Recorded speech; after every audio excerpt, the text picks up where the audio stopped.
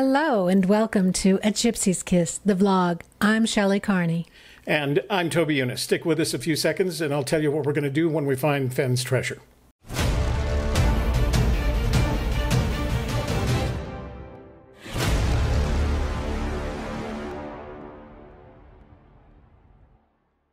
So what are we going to do when we find Fenn's treasure?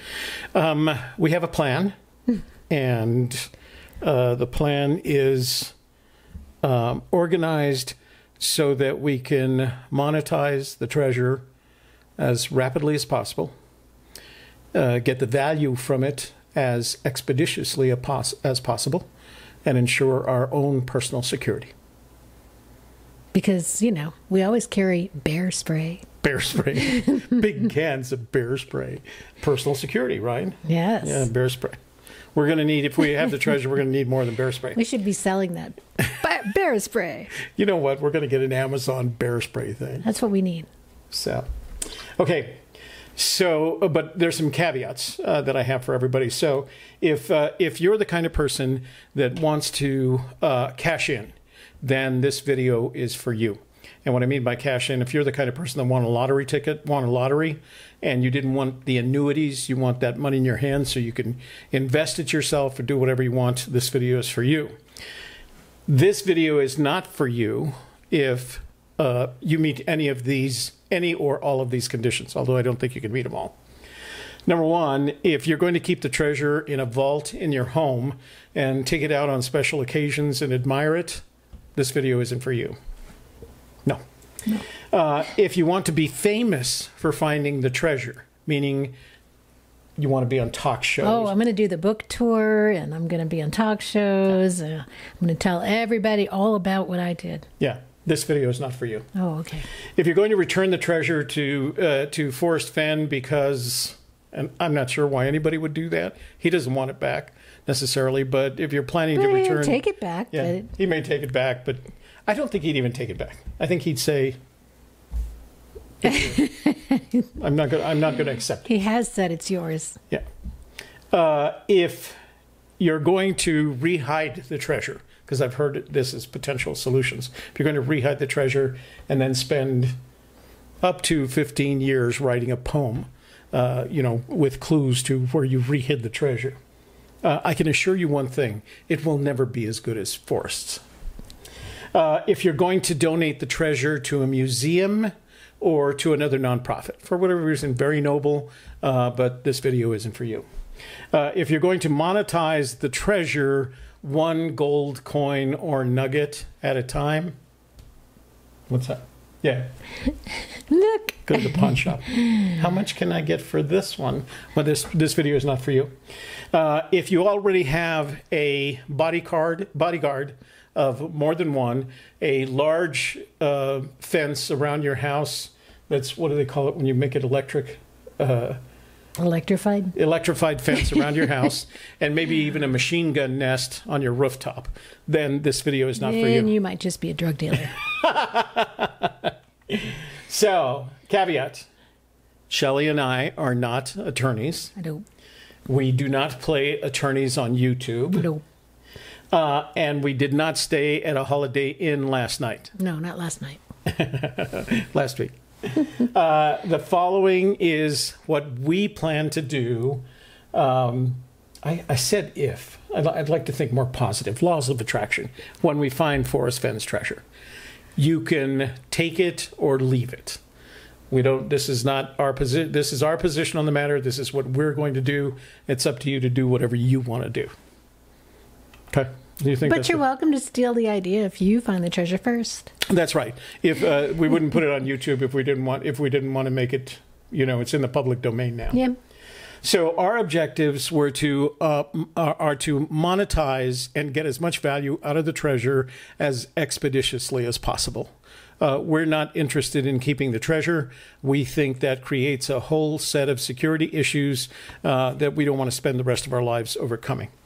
We want to maintain anonymity. We don't particularly care if we're ever on TV. As a matter of fact, we may still continue making our YouTube videos.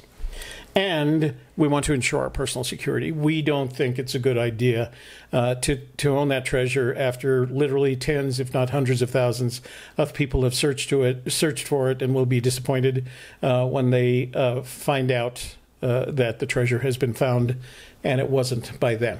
Yes, so keep in mind, we do carry bear spray. Big cans of bear spray. Big cans. Every one of us. Right? We have $120 worth of bear spray. That's right. Between the three of us. And then we want you to adhere to rule number 1 of treasure finding. We will never, ever, ever tell anyone where we found the treasure. And if someone asks us where we found the treasure, our response will be, we found the treasure where Forrest Fenn hid the treasure. And I can assure you with a high level of confidence that Forrest Fenn will never say where he hid the treasure. It's not in his best interest to do so. He knows that in some cases, depending on where the treasure was hidden, it would create a whole new set of problems for the finder. So, although in most cases you can keep a secret between two people if one of them is dead, I can assure you that if you don't say where the treasure where you found the treasure, Forrest Fenn will not say where he hid the treasure. You think that's reasonable? I think that's reasonable. Yeah, he likes to keep secrets. Yeah, I think you could count on him not to tell. Because then he would continue to be, a player in the game. As a matter of fact, if somebody asked him where he hid the treasure, his answer would be where Toby and Shelley found it. Probably so. Yeah.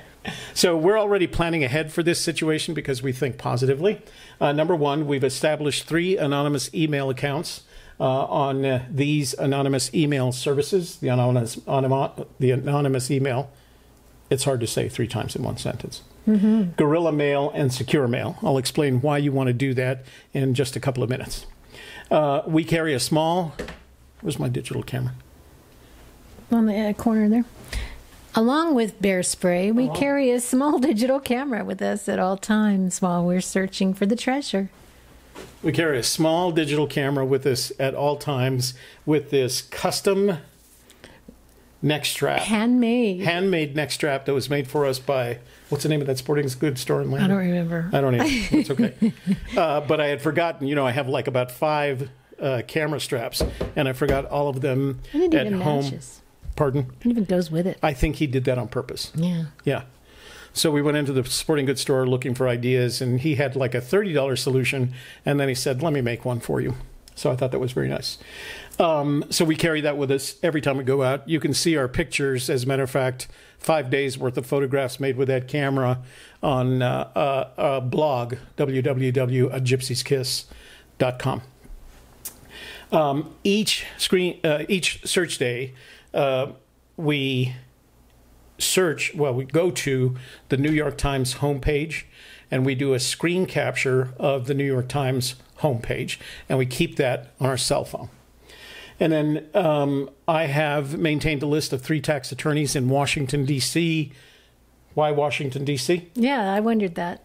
Because that's where the Internal Revenue Service is. Okay. And that's where they're everywhere, though. Yeah, they're everywhere. But that's where the best tax attorneys in the United States are. Ah.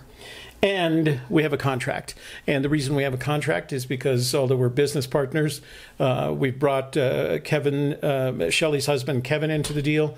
And so we want to make sure that everybody understands what the split is going to be when we find the treasure.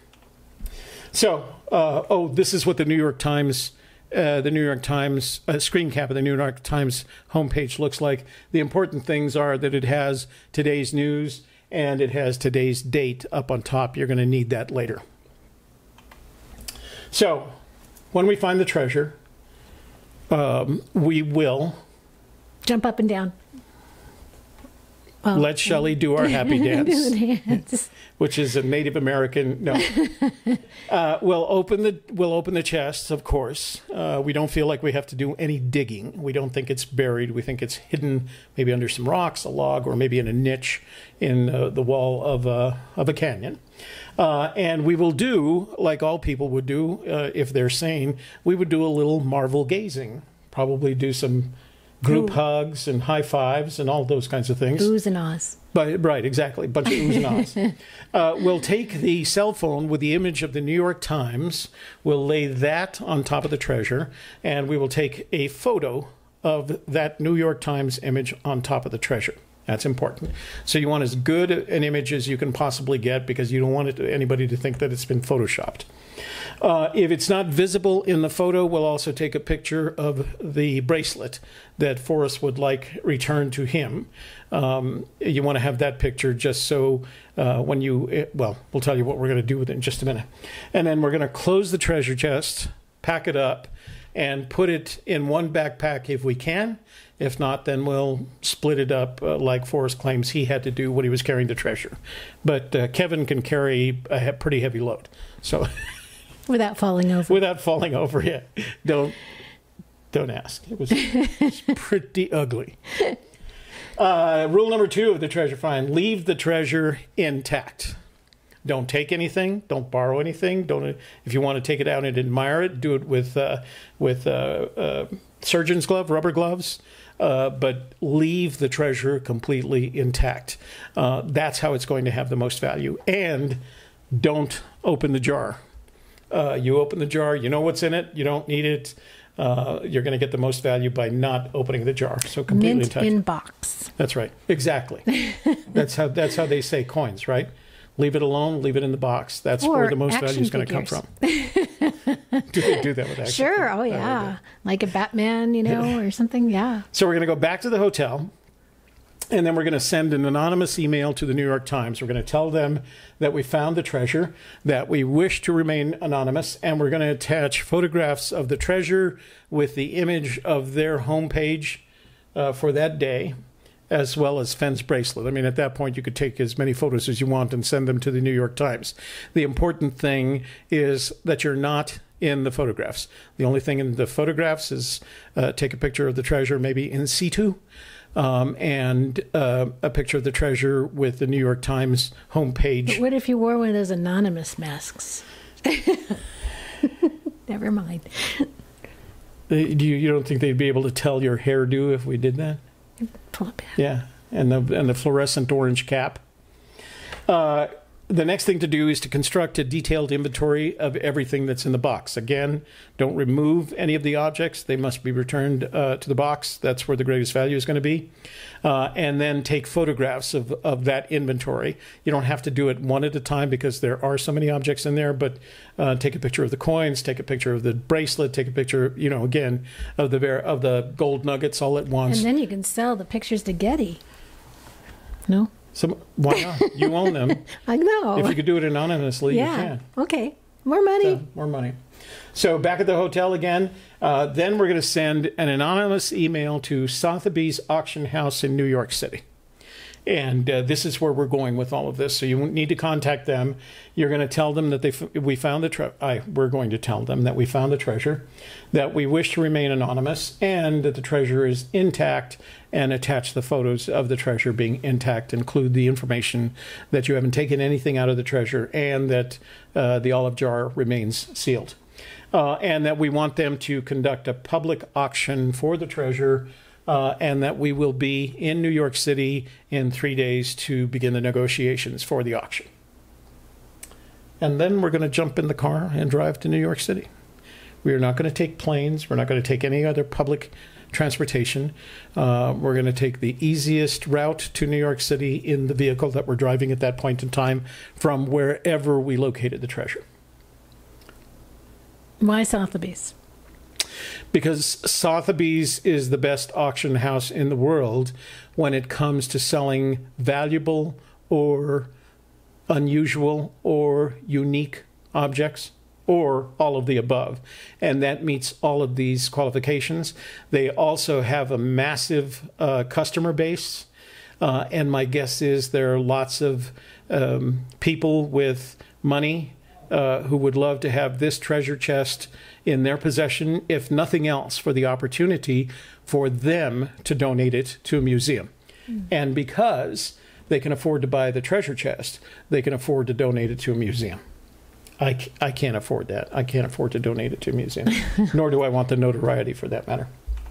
So We'll drive to New York with a treasure, negotiate with Sotheby's for the auction. They'll take a percentage of that auction. It varies. Their minimum is $5,000. Yeah, well, it's going to be a lot more because they're going to want a percentage of the sale. You have to be able to agree to that, but it's a cost that you have to assume. Turn the treasure over to them in a secure location. You make arrangements with them to meet them at a place where they're going to have guards, and you can turn the treasure over to them.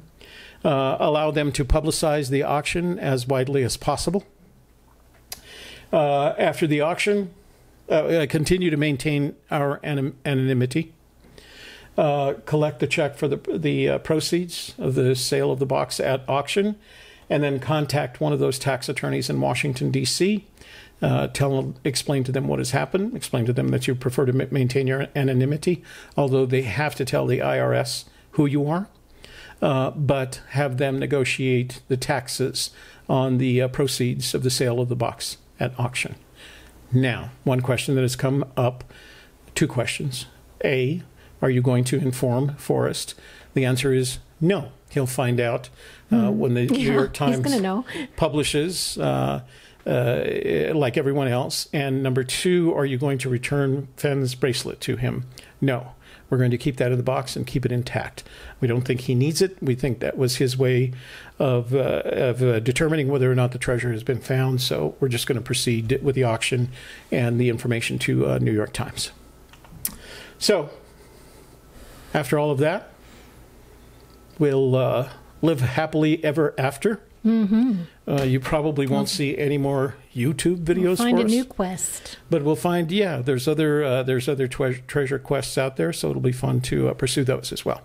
Again, our objective is to monetize it as quickly as possible and to live as anonymously and securely as possible after the treasure has been found, after we've found the treasure. Mm-hmm.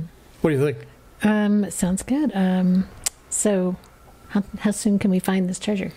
Well, I'm planning another recon for us probably in September. I don't think I can put it together in August, but I think we'll go out again in September. Okay. So, if you have a better idea, I'd sure like to hear about it, but leave a comment either way. Let us know what you would do in the comments box below. Like our videos, make sure you subscribe to us on YouTube. We produce at least a video at least every Wednesday, sometimes more often than that, but at least every Wednesday. Yes. And thank you so much for watching today. I'm Shelley Carney with A Gypsy's Kiss, the vlog. And I'm Toby Eunice. Thanks for watching us today. We look forward to seeing you next week. Bye-bye.